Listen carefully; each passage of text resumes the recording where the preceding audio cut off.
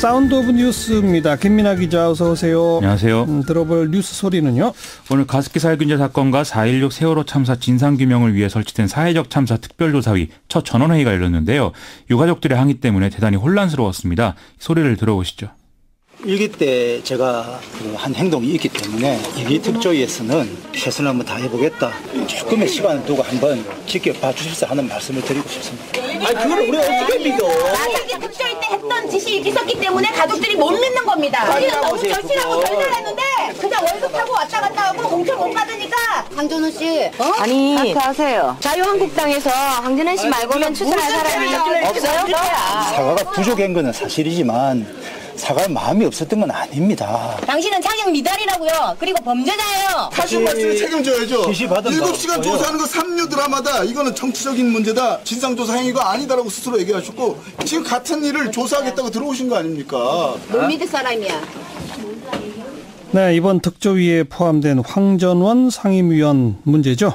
그렇죠. 이제 세월호 참사 유가족들은 황전원 상임위원이 과거에 이제 세월호 특조위 비상임위원으로 있을 때 박근혜 전 대통령 7시간 의혹 이것에 대한 조사에 반대해서 위원직에서 사퇴하는 등 여러 가지 행위를 했다. 이 점을 문제 삼고 있습니다. 예. 황전원 의원은 2015년 12월 당시에 새누리당에 입당하고 총선 출마를 위해서 예비후보 등록까지 했지만 돌연 사퇴하기도 했는데요. 이후에 다시 새누리당 추천을 받아서 특조위 상임위원을 맡았던 이런 전력도 있습니다. 예. 유가족들은 이런 일련의 어떤 행위들에 대해서 2016년 2월 달에 황전원 의원을 고발해 놓은 그런 상태입니다. 오늘 목소리를 들어보니까 황전원 상임위원은 그냥 격렬한 항의에 대해서 맞받아치는 게 아니라 나름 해명하려고 하네요. 그렇습니다. 당시 이제 조사에 반대한 것은 이른바 7시간 문제의 정치적 의미가 너무 커서 특조위 활동이 제약받을 것을 우려한 결과였다. 이렇게 얘기를 했고요. 예. 또 이제 그 검찰 수사 결과 세월호 참사 당일 보고가 조작이 됐고 박근혜 전 대통령이 최순실 씨와 함께 있었다. 이런 사실들을 알고 참담한 심정이 됐다. 이런 말도 했습니다. 예. 하지만 이제 와서 이런 해명이 받아들여질 리가 없는 것이죠. 지금 방금 언급한 어제 검찰 수사 결과 발표 거기에 대해서는 자유한국당이 논평 냈다가 또 취소하고 혼란이 있죠. 어제 검찰 수사 결과 세월호 참사 당일에 박근혜 전 대통령이 침실에 있어서 사고 관련 보고가 늦어졌고 비선실세 최순실 씨와 이후 대응을 논의했다. 이런 사실들이 공개돼서 좀 충격을 많이 받지 않았습니까? 네네. 자유한국당 홍지만 대변인이 밤에 낸 논평을 보면 이런 것보다는 과거 야당이나 일부 언론이 제기한 밀회설, 종교의식설, 프로포폴설, 미용시술설 이런 것들이 사실이 아니었다는 게 밝혀졌다. 여기에 이제 초점을 맞춰서 논평을 낸 것으로 되어 있거든요. 예. 그래서 이게 엄청난 비난을 받고 논란이 되다 보니까 오늘은 또 당시 여당으로서 반성한다는 취지의 논평으로 내용을 바꾸고 이에 대해서 여러 가지 뒷말들이 지금 나오는 상황이라는 거죠. 네. 그리고 지난 정권에서 왜 세월호 특조위 활동 방해한 당시 청와대 인사들 오늘 추가 기소되기도 했죠. 검찰은 그러한 혐의로 이병기 전 대통령 비서실장, 조윤선 전 청와대 정무수석, 안종범 전 청와대 경제수석을 오늘 추가 기소했다고 밝혔습니다. 이들은 앞서 같은 혐의로 구속돼서 재판에 넘겨진 김영석 전 해수부 장관, 윤학배 전 차관에게 앞서 말씀드린 7시간 조사 등을 모두 무산시키도록 이제 지시한 혐의인데요. 일선에서 이러한 지시를 집행한 해수부 간부 3명은 상부 결정을 따랐을 뿐이라는 점을 고려해서 기소유예 처분을 했다고 합니다. 네. 남북 정상회담 일정이 합의됐죠? 남북 정상회담을 위한 고위급 회담이 오늘 진행이 됐는데요. 정상회담 개최 날짜 등 일정들이 합의가 됐습니다. 정상회담 명칭은 3차 남북 정상회담이 아니라 2018 남북 정상회담으로 하기로 했고요. 네. 4월 27일 판문점 남측 평화의 집에서 개최하기로 했습니다. 예. 또 4월 4일에 정상회담 관련 의전, 경호, 보도, 실무회담을 판문점 남측 지역에서 진행하기로 했는데요. 의제는 한반도 비핵화, 군사적 긴장 완화를 포함한 항구적 평화 정착, 남북관계 진전 이런 것들이 이제 상정하고는 있는데 제한을 두지는 않겠다는 정도에서 공감대를 이뤘다고 합니다. 오늘 그 고위급 회담 분위기 아주 좋았다면서요? 오전 10시에 시작을 했는데 공동보도문 합의가 오후 2시 13분에 마무리가 됐다는 것이거든요. 그래서 회담 이후에 이제 점심 식사를 마쳤다 이런 얘기가 나올 정도라고 합니다. 이게 이제 북한이 적극적인 데다가 그동안 판문점 채널 등을 통해서 기본적인 논의를 진행해왔기 때문이다. 이런 이제 보도가 잇따르고 있습니다. 그리고 중국의 양재치 외교 담당 국무위원 오늘 한국 왔죠? 양재츠하고 이제 중국 측의 외교 담당 실무진들이 정의용 청와대 국가안보실장과 노영민 주중대사 등 우리 측 인사들하고 환담을 진행했는데요. 이 자리에서 일단 이제 긍정적 반응들이 서로 오간 것으로 지금 보도가 되고 있습니다.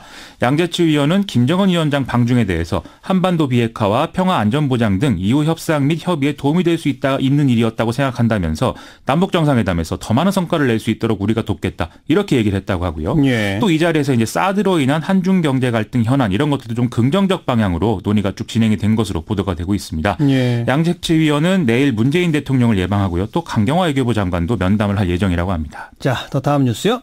한미 FTA 환율 이면 합의 논란 이것이 불거지고 있는데요. 미국 무역대표부가 현지 시간 28일 보도자료를 통해서 한국 정부와의 협상 결과 경쟁적 평가절하와 환율 조작을 금지하는 조항에 대한 합의가 마무리되고 있다. 이렇게 발표했기 때문입니다. 로버트 라이트하이저 USTR 대표도 미국 방송에 나와서 철강 관세, 외환, 한미 FTA에서 협상이 동시 타결됐다. 이렇게 얘기를 했는데요. 지금 도널드 트럼프 미국 대통령도 비슷한 취지의 발언을 했다고 보도되면서 지금 혼란이 커지고 있는 상황입니다. 환율 관련 합의를 미국과 했다. 사실이에요? 다음 달에 미 재무부가 각국의 환율 조작국 지정 여부를 담은 환율 보고서를 발표할 예정인데요. 일단 우리나라는 관찰재산국 명단에 올라와 있는 상황입니다. 예. 이런 좀 내용을 고려해서 OECD 회원국 중에 우리만 지금 정부의 환율 시장 개입 현황 공개를 안 하고 있다는 게 문제로 지적될 것을 예상이 되기 때문에 좀 이걸 전향적으로 공개하는 방안을 정부가 검토하고 있고 이 내용을 한미 재무당국이 논의한 것은 사실이다라는 게 기획재정부의 이 설명이거든요. 예. 하지만 환율 개입 방향 자체를 뭐 한미 간 정부가 합의했다. 이건 말이 안 된다라는 설명이 지금 나오고 있습니다. 논의는 했지만 합의할 대상은 아니다 이런 말이에요? 그런 얘기입니다. 그리고 또 한미 FTA와의 협상과는 별개의 문제다. 이 점을 지금 강조하고 있는 상황인데요. 예. 예를 들면 김현종 통상교섭본부장의 경우에는 이 한미 통상장관 간 공동선언에는 한미 FTA하고 철강 문제만 나와 있지 환율에 대한 내용은 없다. 이렇게 명확하게 설명을 하고 있습니다. 예. 그러면서 미국 정부가 11월 중간 선거를 의식해서 마치 이제 한미 FTA 협상과의 환율 문제가 연계되어 있는 것처럼 표현하고 있다. 이렇게도 얘기를 했는데요. 우리 측 항의로 미국 정부도 한미 FTA와 환율 문제 협의는 별도로 이루어졌다. 이런 취지를 더 강하게 부각시키는 내용으로 보도자료를 수정했다고 하니까 이게 이면 합의의 성격은 아닌 걸로 일단은 해석이 됩니다.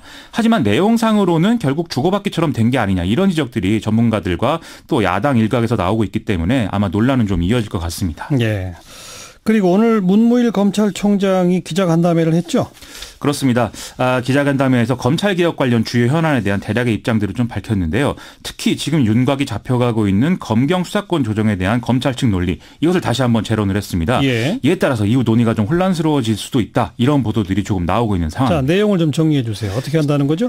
이제 경찰의 수사 종결권을 주고 검찰의 수사지휘권을 폐지한다. 이게 최근에 청와대가 윤곽을 잡은 안인데 네. 문무일 총장은 수사 종결권을 넘기는 문제는 명확히 반대한다. 이런 입장을 표명을 했습니다. 그리고 수사지휘권 폐지와 관련해서는 일단 원칙적으로 수긍은 하지만 검찰이 경찰을 사법 통제하지 않는다면 다른 통제 방식이 있어야 된다. 이렇게 얘기를 하고 있는데요. 네. 그것은 지역 주민이 뽑은 지방자치단체장 아래에 자치경찰을 두고 민주적 통제를 받도록 해야 된다. 이 얘기를 지금 한다는 것이죠. 예. 특히 자치경찰제 도입은 문재인 대통령의 공약이기도 하지 않느냐. 이런 얘기도 같이 하고 있는 그런 상황입니다. 청와대는 어떤 입장을 밝히고 있나요? 자치경찰제 도입 문제는 자치분권위원회가 다룰 문제고 이 자치경찰제를 순차적으로 확대해 나가면서 수사권 조정도 병행하겠다. 이런 좀 원론적 입장을 오늘 밝혔는데요.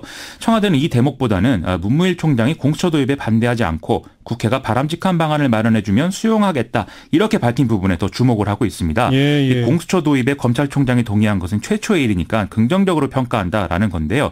어쨌든 이런 것까지 다 포괄적으로 봐서 세심하게 의견 수렴을 좀 앞으로 해야 할 것 같습니다. 그리고 국회가 매듭을 지어야죠. 맞습니다. 네, 수고하셨어요. 고맙습니다. 김민아 기자였습니다.